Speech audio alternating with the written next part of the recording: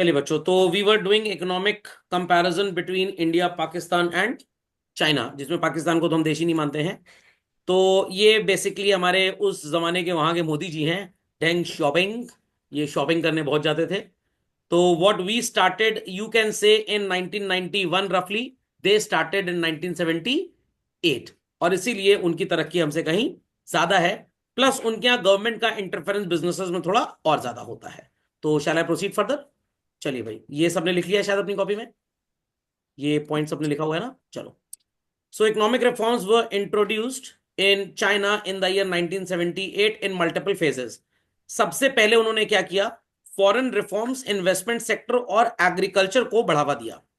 ध्यान से मेरी बात सुनिएगा। एग्रीकल्चर को बढ़ावा कैसे दिया गया? उन चीजों का प्रोडक्शन बढ़ाया गया जिससे कमाई ज्यादा होती थी। बाकी सारी की सारी लेबर एग्रीकल्चर से शिफ्ट करके इन्होंने इंडस्ट्री में डाल दी। देर आफ्टर कॉस्ट को कम करने के लिए इन्होंने कोऑपरेटिव फार्मिंग स्टार्ट की। इनके यहाँ कोऑपरेटिव फार्मिंग को एक खास नाम दिया गया था, सबको याद होना चाहिए। What was the name? Commune system. What? Commune, community, basically communist country भी थी। And thereafter foreign trade को इंडिया ने भी काफी बढ़ावा दिया, बट इंडिया ने सिर्फ इंपोर्ट सब्सटीट्यूशन पे काम किया। एक्सपोर्ट प्रमोशन पे कोई बहुत अच्छा काम इंडिया ने नहीं किया। दैट्स वाई हम थोड़ा सा पीछे हो गए। तो पहले फेज की कहानी सबको समझ में आ गई। जो एफडीआई नॉर्म्स हमारे देश में 2012-13 में आए, और उधर 91 में तो बहुत कम आए थे। इनके यहाँ यही काम 1978 में हो गया। और डायरेक्ट भी कंपेयर कर सकते हैं आप। What we did in 91 they did in 1978। यहां पे भी कंपेयर कर लें तो 23 साल पहले उन्होंने अपनी कंट्री में लिबरलाइजेशन, ग्लोबलाइजेशन और प्राइवेटाइजेशन स्टार्ट कर दिया था। हमने बातें की 1991 में, बट पूरी तरह से लिबरलाइजेशन आते आते 21st सेंचुरी स्टार्ट हो गई थी। ओके, तो झटपट इन तीनों पॉइंट्स को लिख लें बच्चे। Let us expand them. So commune system मैंने आपको बताया, divided into small plots which were allocated only for use and not for ownership. India में भी ऐसा हुआ। अगर आपने सिविक्स थोड़ी सी पढ़ी हो बचपन में, तो टीचर्स ने शायद आपको ये बात बताई होगी। People must have heard about what is called as bhumidar, what is called as asami. ये शब्द सुने बच्चों आपने आज से पहले कभी? ये शब्द सुने आपने, भूमिदार और असामी? हाँ सर, सुना है सर। मोहल्ले में लोग बोलते हैं अरे बड़ी मोटी आसामी है। अरे नहीं भाई, वो आसामी का मतलब नहीं होता है। यहाँ पे भूमिदार और आसामी का मतलब होता है जिन लोगों के पास लैंड था ही नहीं, बट गवर्नमेंट वांटेड कि ये वर्कर्स थे, लेबरर्स थे, स्मॉल पीजेंट्स थे, और इनको बहुत ज्यादा जरूरत है जमीन की, तो इनको जमीन दे दी जाए। तो जब हमारे यूपी में जमींदारी को एबॉलिश किया गया 1950 में, उसके पहले 14 classes of tenure holders were there. How many classes? 14। उसके बाद इसको रिड्यूस करके 3 क्लासेस में डिवाइड कर दिया। एक थे भूमिदार, एक थे आसामी, और एक थे सिरदार। सिरदार मतलब जिनका सिर एकदम खाली था? नहीं, ऐसा नहीं है। अलग अलग टाइप ऑफ लैंड होल्डिंग्स होती थी। भूमिदार उन लोगों को बोलते थे जिनको सरकार ने जमीनें दी कि भाई ये आपकी ओनरशिप है इस्तेमाल करने के लिए। बट कुछ लोगों को ऐसी भी जमीनें दी जिन्होंने क्लेम किया था कि भाई ब्रिटिश रूल में हमारे दादा परदादा से हमारी जमीनें छीन ली गई थी जमींदार के थ्रू, तो उनको जमीन दे दी गई वापस, और वो चाहे तो उसको बेच भी सकते हैं। तो भूमिदार दो तरह के थे। एक ऐसे जिनके पास जमीन को बेचने का राइट था और इस्तेमाल भी कर सकते थे खेती बाड़ी के लिए, और एक ऐसे जो इस्तेमाल तो कर सकते थे बट बेच नहीं सकते थे। Is that clear? आसामी कौन होते थे? ये बेचारे बड़े गरीब टाइप के होते थे। ये सिर्फ फार्मिंग कर सकते थे, लाइक लेबरर्स यू कैन से। ये जमीन को बेच वगैरह नहीं सकते थे। ओके। और ऐसे ही सरदार कम्युनिटी थी। ये भी इस्तेमाल कर सकते थे खेती के लिए, बट इनके पास भी बेचने का कोई राइट नहीं था। तो 14 classes were reduce to only 3 class. तो यहां पे भी गवर्नमेंट ने इनको बोला कि भाई आप कोऑपरेटिव फार्मिंग करिए, जिससे व्हाट विल हैपन, आपकी जो कॉस्ट होगी वो कम हो जाएगी। तो जैसे चाइना में भी ये काम किया गया। आप यूज कर सकते हैं बट किसी को सेल नहीं कर सकते। तो इंडिया में जो भूमिदार विद ट्रांसफरेबल राइट्स थे, वो यूज भी कर सकते थे, सेल भी कर सकते थे।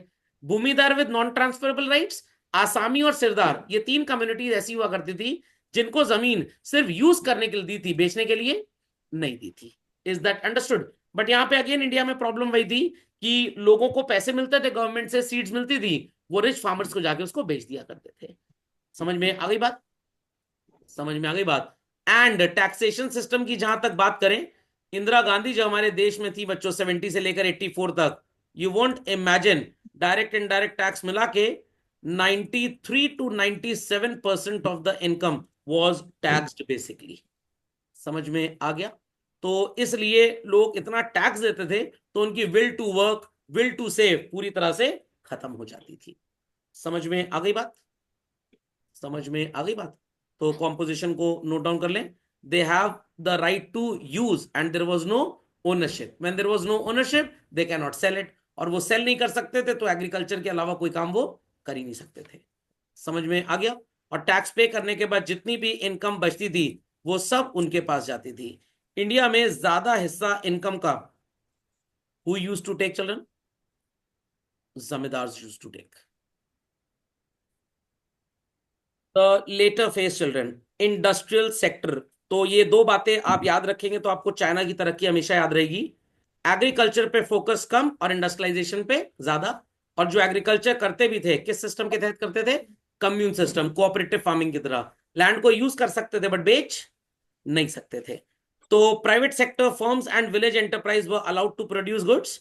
और जो पब्लिक सेक्टर जैसे हमारे यहाँ बीएसएनएल और सरकारी संस्थाएं होती हैं, owned by government known as SOEs, state owned enterprise, were made to face competition. Sir इसका मतलब क्या हुआ? मतलब ये हुआ कि जैसे इंडिया में एयरटेल है, ये भी काम करेगा, और बीएसएनएल है, ये भी काम करेगा।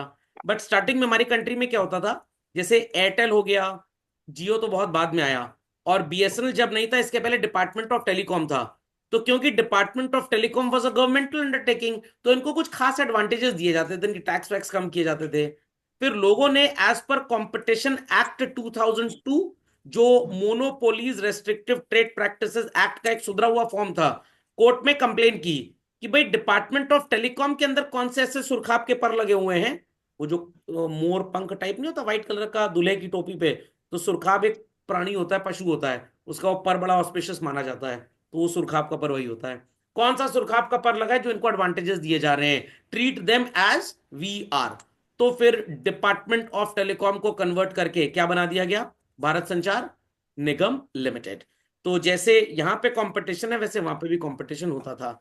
तो government sector enterprises were also there in all the fields as well as private sector भी हुआ करता था। तो ये ना सोचें लोग कि गवर्नमेंट अपने सेक्टर को ज्यादा प्रमोट करती थी और प्राइवेट सेक्टर को एक्सप्लॉइट करती थी, ऐसा कुछ नहीं था। It was principle of equality and justice. तो लेटर फेस के कॉम्पोजिशन को अपडेट कर लें।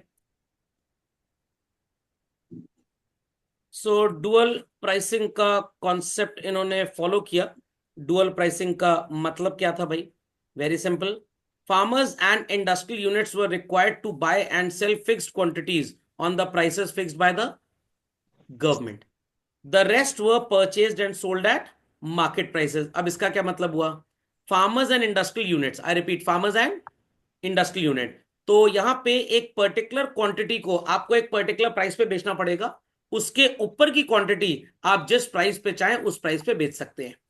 तो कहने का मतलब, they used to follow a mix blend of perfectly competitive market and thereafter they used to follow monopolistic competition. खोपड़े में बात गई भाई? तो जिस प्राइस में चाहे उस प्राइस में बेचिए, बट एक पर्टिकुलर आउटपुट आपको फिक्स प्राइस पे ही बेचना पड़ेगा। तो यहां से कहीं ना कहीं रिफ्लेक्ट हो गया phenomena of what is called as welfare. I repeat children, here reflect the phenomena of welfare, चाहे वो फार्मर्स करें, प्राइवेट सेक्टर करे, and here it is called as profit making. यहां पे आपको कहीं ना कहीं नजर आ जाएगा सोशलिज्म, और यहां पे कहीं ना कहीं आपको नजर आ जाएगा कैपिटलिज्म। हमारे देश में क्या होता था? फार्मर्स को बोला जाता था तुम गरीब हो, तुम्हारा पूरा का पूरा एग्रीकल्चर आउटपुट एक पर्टिकुलर प्राइस पे खरीद लिया जाता था। वहां पे कलाकारी क्या होती थी? गवर्नमेंट तो ये सोचती थी कि फार्मर्स से पूरा का पूरा आउटपुट हमारा बिचौलिया इंटरमीडियरी खरीदेगा और फूड कॉर्पोरेशन ऑफ इंडिया को बेचेगा। बस यहीं पे गेम स्टार्ट होता था बीच में। 10,000 क्विंटल्स आउटपुट हमने किसान से खरीदा 6 रुपए के भाव पे। गवर्नमेंट को बोला कि हमने सिर्फ 4,000 क्विंटल खरीदा है क्योंकि खेती बाड़ी खराब हो चुकी है। बाकी का 6,000 क्विंटल वो अपने गोडाउन में स्टोर करके बाजार में बेच देते थे। तो गवर्नमेंट का जो कंट्रोल था इंडिया में वो बहुत ही ज्यादा पुअर था, वेरएज चाइना में government control was very very very strict as such. Difference समझ में आ गया कहां पे हम लैक कर रहे थे? तो काम हमने भी वही किया जो उन्होंने किया, बट हमारे यहाँ ज्यादा डिपेंडेबिलिटी हमारी मिडिलमैन के साथ थी, तो मिडिलमैन थोड़े से चोर टाइप के निकल गए। होपले में बात गई। और कोई रिकॉर्ड कीपिंग इस तरह की थी नहीं, और जो थी भी वहां पे कोई खास सजा नहीं थी, क्योंकि नेता लोग की इन मीडियोकस से या जो इंटरमीडियरी जमींदार साहूकार जो भी मिडिलमैन थे इनके साथ ठीक ठाक सेटिंग रहती थी। ओके, कॉपी कर लीजिए इसको। तो सबको रिलेशनशिप समझ में आ गया? परफेक्टली कॉम्पिटिटिव बिहेवियर और मोनोपोलिस्टिक कहां पे था? चलो चलते हैं आगे। स्पेशल इकोनॉमिक जोन सेटअप किए गए। सर ये क्या होते हैं? ये ऐसे स्पेशल एरियाज होते हैं जहां पे आप अगर अपनी फैक्ट्री सेटअप करें, बैकवर्ड एरिया बेसिकली, तो आपका जो इलेक्ट्रिसिटी का प्राइस होता है वो बहुत चीप होता है। टैक्सेस कुछ ईयर्स के लिए एग्जेम्प्ट हो जाते हैं। तो नियरेस्ट अगर मैं बात करूं प्रयागराज सिटी से, मैं प्रयागराज में रहता हूं तो उससे नियर ही बात करूंगा। आप वाराणसी अगर गए हो तो जब आप वाराणसी एंट्री करते हैं तो वहां पे आपको एक स्पेशल इकोनॉमिक जोन नजर आता है। देन हमारे उत्तर प्रदेश में प्रयागराज में नैनी एक जगह है जहाँ नैनी इंडस्ट्रियल एरिया बोला जाता था, तो वहां पे भी एक स्पेशल इकोनॉमिक जोन है। और जो बहुत प्रोमिनेंट और बहुत वर्किंग टाइप का नेशनल ये स्पेशल इकोनॉमिक जोन है, that is in Kanpur area, जो पनकी के नाम से फेमस है। सनकी नहीं, पनकी। तो वहां पे आपको ढेर सारी फैक्ट्रीज नजर आ जाएंगी। ये जो अपना एलएमएल का स्कूटर आया करता था, वहां पे इनकी फैक्ट्री हुआ करती थी। काफी फैक्ट्रीज है वहां पे, मतलब वो नेशनल लेवल के गुड्स बनाते हैं। तो स्पेशल इकोनॉमिक जोन चाइना में 78 में सेटअप हुए। हमने जिनकी बात 97 और 98 में करनी स्टार्ट की थी, तो हम उनसे लगभग आप मान के चलिए 25 से लेकर 60 साल तक पीछे हैं। Okay, so here हुसोएवर puts in the money, उनको काफी सहूलियतें मिलती हैं। तो ये है कहां पे? चाइना में। अब मैं बता रहा हूं, बट ये मैप समझ के कोऑर्डिनेट फिक्स, मिसाइल ना फेंक दीजिएगा। Beijing, Shanghai, Xiamen, Shantanu, Shenzhen, Jhunjhunu लिखा है क्या? जुहाई। समझ में आ गया? अब यहां पे इन सब चीजों में आपने अगर ये मैप देखा हो ध्यान से, एक पैटर्न नजर आ रहा होगा आपको। क्या पैटर्न नजर आ रहा है? हाँ, नियर द कोस्टल एरिया है। क्यों है भाई नियर द कोस्टल एरिया? जो पोर्ट्स होंगे वहां पे उससे इंपोर्ट एक्सपोर्ट करना बहुत आसान है। अब पता लगा फैक्ट्री यहां खोल के बैठ गए। Is that clear? तो यहां पे प्रोडक्शन होगा, अब यहां से पोर्ट तक जाने का जो ट्रांसपोर्टेशन है that will involve huge cost. एक रीजन। दूसरा रीजन क्या है भाई? ये तो सेकेंडरी रीजन था। प्राइमरी इसकी भाई वाटर की अवेलेबिलिटी अगर फैक्ट्री में रिक्वायर्ड है तो वो यहां पे इजिली अवेलेबल हो जाएगा। समझ में आ गया? बट सबसे इंपॉर्टेंट बात ये वाटर तो मान लीजिए सेलिंग की बात बिजनेस के लिए सेकेंडरी हो गया। पोर्ट से transportation is very very very easy. Gujarat में क्यों लोग बिजनेस करते हैं? कि भाई नियर टू द पोर्ट है। उधर कोलकाता में क्यों इतना बिजनेस है? बेंगलुरु साइड या महाराष्ट्र में क्यों इतना बिजनेस है? क्योंकि पोर्ट्स आर वेरी नियर। तो उससे जो कॉस्ट ऑफ इंटरनेशनल ट्रेड होता है that is very very very less. समझ में आ गया? शॉपिफाई कर ले। Things are near to the port, इस वजह से आसान है। शेंजेन, ये क्या है? Guangzhou. Then we have Shenzhen, फिर से आ गया। चलिए, तो फोटो वोटो रखे, देखने में सब अच्छा लगता है। चलिए भाई, दूसरा जिसको हम देशी नहीं मानते थे, कौन है ये? Pakistan. Officially called as Islamic Republic of Pakistan. इनको डिक्लेयर करने terrorist republic of Pakistan. Gained independence when? 14 August 1947। Second largest Muslim population in the world after Indonesia. तो ये दो फैक्ट्स नोट कर लें। So people understood this? सबको समझ में आ गया? तो ज्योग्राफी के लिए था। Pakistan started also like India but not grew like India children. तो इकोनॉमिक सिस्टम उनका कैसा था? पब्लिक प्राइवेट सेक्टर उनके पास भी थे। इकोनॉमिक पॉलिसी डोमेस्टिक इंडस्ट्रीज की ग्रोथ की उन्होंने बात की। ग्रीन रेवोल्यूशन पब्लिक इन्वेस्टमेंट की बात उन्होंने भी की। Higher importance to private sector दिया गया। डी नेशनलाइजेशन उन्होंने अडॉप्ट किया, जैसे हमारे यहाँ प्राइवेटाइजेशन लिबरलाइजेशन था।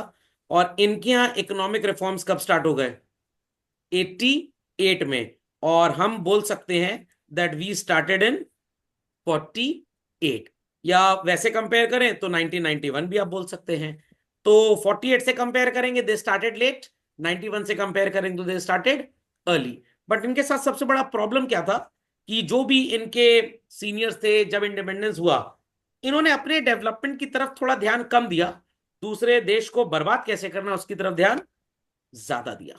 मतलब अपनी पढ़ाई कम की, अपने दोस्त को डिस्ट्रैक्ट ज्यादा किया। तो इनकी पढ़ाई तो कम हो ही गई और दोस्त डिस्ट्रैक्ट हो ही नहीं पाया।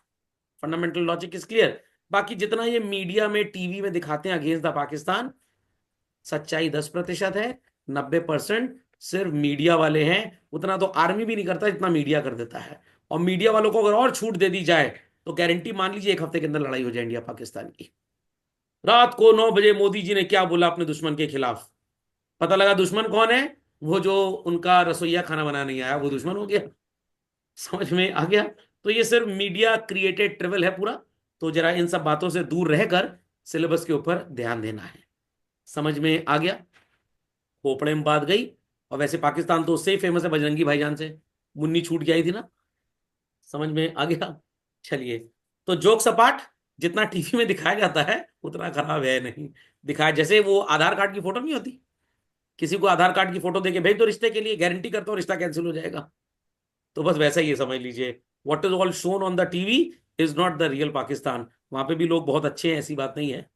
टीवी वाले सब उल जलूल बकवास दिखाते हैं, क्योंकि टीवी वाले वो सब मसाला नहीं दिखाएंगे तो कोई टीवी देखेगा ही नहीं। ओके, चलिए कॉपीफाई कर लीजिए बच्चों इसको झटपट फास्ट। सो इकोनॉमिक रिफॉर्म्स की जहां तक हम बात करें या इनके इकोनॉमिक सिस्टम की, तो अगेन यहाँ पे भी पब्लिक सेक्टर है जैसे इंडिया में है, यहाँ पे भी प्राइवेट सेक्टर है जैसे इंडिया में है। They followed mixed economic system. Again children, यहाँ के मिक्स्ड इकोनॉमिक सिस्टम में अगर हम बात करें तो पब्लिक सेक्टर और प्राइवेट सेक्टर परेशान दोनों ही रहते हैं, क्योंकि यहाँ पे ज्यादा दबदबा जो है वो हमेशा डिफेंस का रहता है। तो वहां पे जो तख्ता पलट वाली चीज हो जाती है ना, पता लगा कल प्राइम मिनिस्टर प्रेसिडेंट कोई और था, आज कोई और है। इसलिए उनके यहाँ जनरल स्टडीज के पेपर में who is the prime minister of our country, who is the president of our country, ये क्वेश्चन नहीं पूछे जाते हैं, क्योंकि कब बदल जाए तो वहां टाइम होना चाहिए। President as at, prime minister as at. बच्चा एग्जाम देने आया, पता लगा 7 से 10 का उसका पेपर है, 8 बजे तख्ता पलट हो गया, तो माना जाएगा कि जब आप प्राइम मिनिस्टर का नाम लिख रहे हैं साथ में टाइम लिखिए। उस टाइम के पहले कोई दूसरा था, टाइम के बाद कोई दूसरा था। तो डिफेंस का थोड़ा सा प्रेशर अगर वहां पे खत्म हो जाए तो Pakistan is as good as any other country. But अब तो अपने आप को पूरी तरह से बर्बाद कर चुके हैं, तो अब इनका कुछ नहीं हो सकता। समझ में आ रहा है। जैसे कुछ बच्चे अपने आप पूरा बर्बाद कर लेते हैं आखिरी मोमेंट तक, और फिर कहते हैं जनवरी में सर अब पढ़ाई स्टार्ट करेंगे, क्योंकि पेपर तो जुलाई में है। तो पाकिस्तान का कंपार्टमेंट प्रिपरेशन का हाल हो चुका है अब। तो अब उनका बेचारों का कुछ नहीं हो सकता है। अब एक ही चीज हो सकता है कि वो हमारे इकोनॉमिक सिस्टम में आके मिल जाए। तो बीच बीच में भीख भीख मांगते रहते हैं, कभी चाइना से कभी अमेरिका से, और इन देशों को बड़ा मजा आता है इनको भीख देने में, ताकि इंडिया के ऊपर वो नजर रख पाए कि हिंदुस्तानी क्या कर रहे हैं।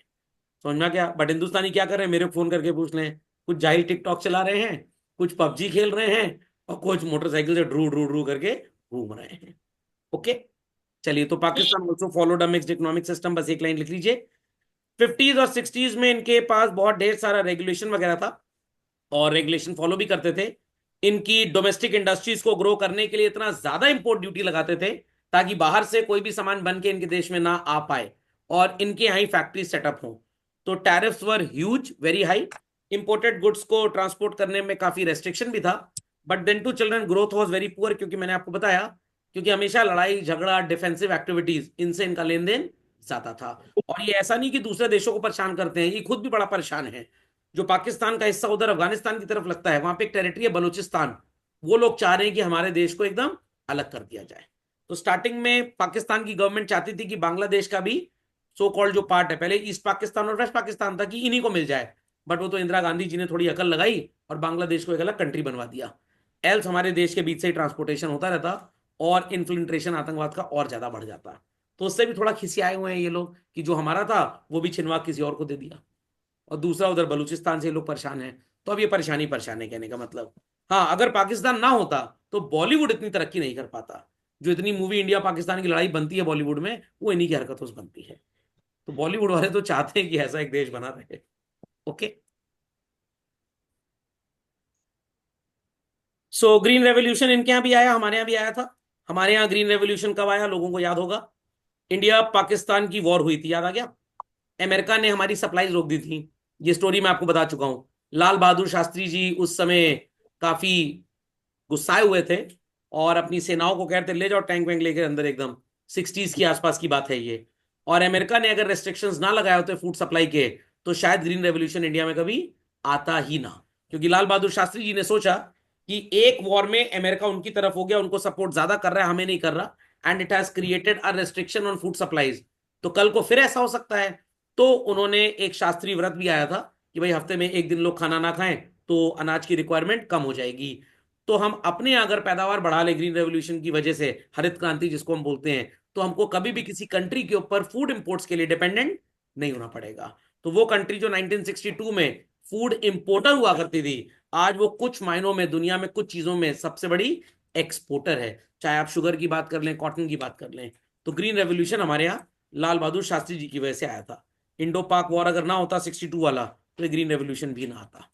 बट इट तो introduction of green revolution, increase in public investment infrastructure की वजह से फूड ग्रेन्स का प्रोडक्शन बढ़ा। As a result agriculture sector led to a growth. Copy कर लीजिए। So children, higher importance to private sector in the year 1970। क्यों sir importance दिया गया? अब ध्यान से सुनिएगा। हमने policy of L P Q start की थी 1948 में और कंटिन्यू की 56 तक। और फिर इस पॉलिसी को हमने कन्वर्ट कर दिया एलपीक्यू से, किसमें? एलपीजी में, इन द ईयर 1991। अब ये मैच करने के लिए एकदम इजी हो गया। तो इंडिया ने जो काम 1991 में किया, more importance to private sector, they did in 1970। तब भी ये तरक्की नहीं कर पाए। अगेन हर चीज की जड़ एक ही थी, इनके यहाँ का डिफेंस का या मिलिट्री का ज्यादा से ज्यादा इंटरफेरेंस हर चीज में। So private sectors were encourage by giving various incentives, financial support western countries से मिला। आप ध्यान से मेरी बात सुनिएगा। जो पैसा आता था यहाँ के नेता लोग उसको डिफेंस में इस्तेमाल कर लेते थे। तो डिफेंस में किया गया एक्सपेंडिचर बच्चों प्रोडक्टिव है कि अनप्रोडक्टिव है? ये बता पा रहे हैं? प्रोडक्टिव है कि अनप्रोडक्टिव है? डिफेंस एक्सपेंडिचर इज प्रोडक्टिव और अनप्रोडक्टिव? अनप्रोडक्टिव। तो उससे कोई प्रोडक्टिविटी तो होगी नहीं। तो हाल ये हो गया कि आज ये देश सिर्फ और सिर्फ अमेरिका और चाइना जैसे कंट्रीज की भीख पे डिपेंडेंट है। एंड एमिग्रेंट्स आए, रेमिटेंसेस आते तो थे मिडिल ईस्ट से, सिर्फ और सिर्फ डिफेंस पर्पसेस के लिए। और कुछ ऐसी पार्टीज बन गई जो उन्हीं सरकारों को तख्त से हटाना चाहती थी, रूलिंग से। तो उन्होंने फिर और ज्यादा बढ़ावा टेररिस्ट एक्टिविटीज को दिया।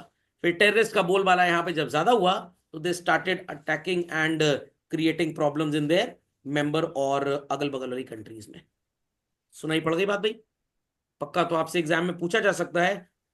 A good system of financial support from Western countries still kept Pakistan an underdeveloped economy. Why? तो अभी जो विचारधारा मैंने बताई है इसको खुल के लिख के आइएगा, कोई समस्या की बात नहीं है। कौन कॉपी में रोल नंबर होता है पता लग जाएगा किसने लिखवाया है।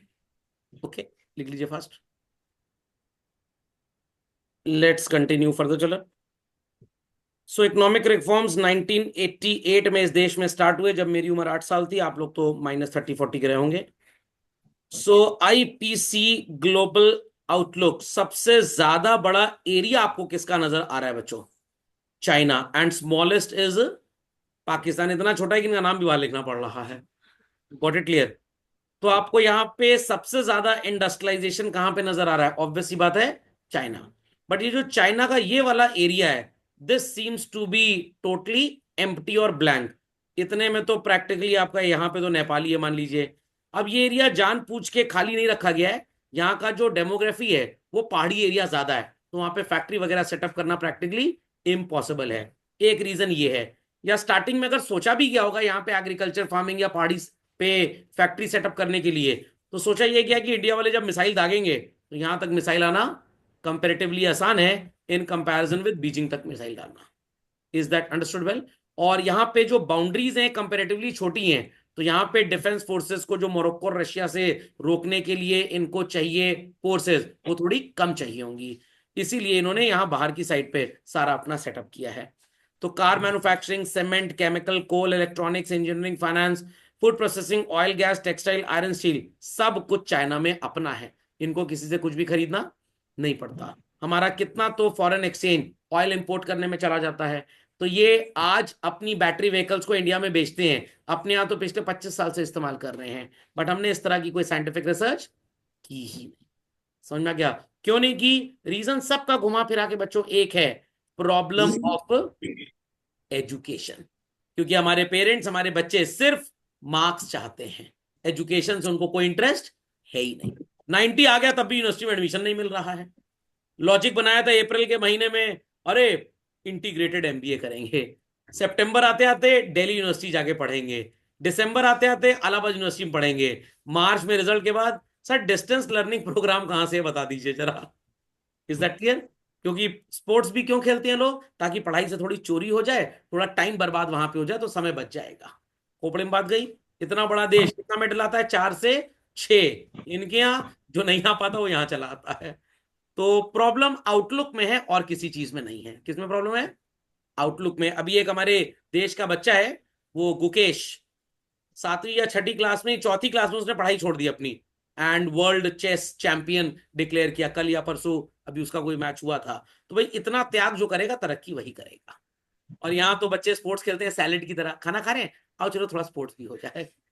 इतनी अकल नहीं है फुटबॉल काला जूता पहन के खेलना है कि स्पोर्ट्स शूज पहन के खेलना है। तो it is a time pass activity. तो उनकी पढ़ाई भी 90% टाइम पास है और खेल कूद भी टाइम पास है।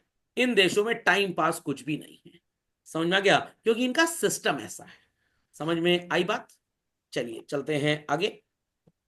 तो कंपैरेटिव स्टडी तीनों की अगर की जाए इन बातों पे बच्चों, growth, population, sectoral development and health indicators, तो सब में आपको नंबर 1 कौन नजर आएगा?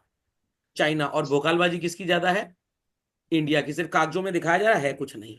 ओके, ताकि वोट बैंक मजबूत रहे। और ये पहले ही बोल दिया था, इसको तो मैं देश ही नहीं मानता। ये तो एक मोहल्ला है, छिटक के बेचारा अलग हो गया। Is that what it clear? समझ में आ गया? तो इनके यहाँ कटोरे की मैन्युफैक्चरिंग बहुत बढ़िया होती है, क्योंकि काफी अपने यहाँ खप जाते हैं। आधी भीख चाइना से आती है इनको, और आधी भीख पाकिस्तान से। एक बार ज्यादा दबंगई कर रहे थे, कह रहे थे हमारा दिमाग खराब हो गया, हम न्यूक्लियर मिसाइल से अटैक कर देंगे। तो अटल बिहारी वाजपेयी जी उस समय प्राइम मिनिस्टर थे। उन्होंने बोला तुम अगर हमारे ऊपर न्यूक्लियर मिसाइल से अटैक करोगे, हमारा 25% हिस्सा जाएगा, तुम्हारा तो देश ही ज्योग्राफी किताब से हिस्ट्री किताब में शिफ्ट हो जाएगा। What it clear? पूरी ज्योग्राफी गायब, एक था। समझ में आ गया? तो भाई पंगा ना लेना, हमारे यहाँ मालविया जैसे लोग हैं। अरे वो मदन मोहन मालवीय जी, जिनके नाम पे बनारस हिंदू यूनिवर्सिटी है। समझ में आ गई बात? चलिए, तो ये बच्चों मैं अगले लेक्चर में आपको पढ़ा दूंगा। तो हमारा अगले लेक्चर में टॉपिक शायद खत्म भी हो जाएगा। ठीक, चलिए दैट्स ऑल फॉर टुडे।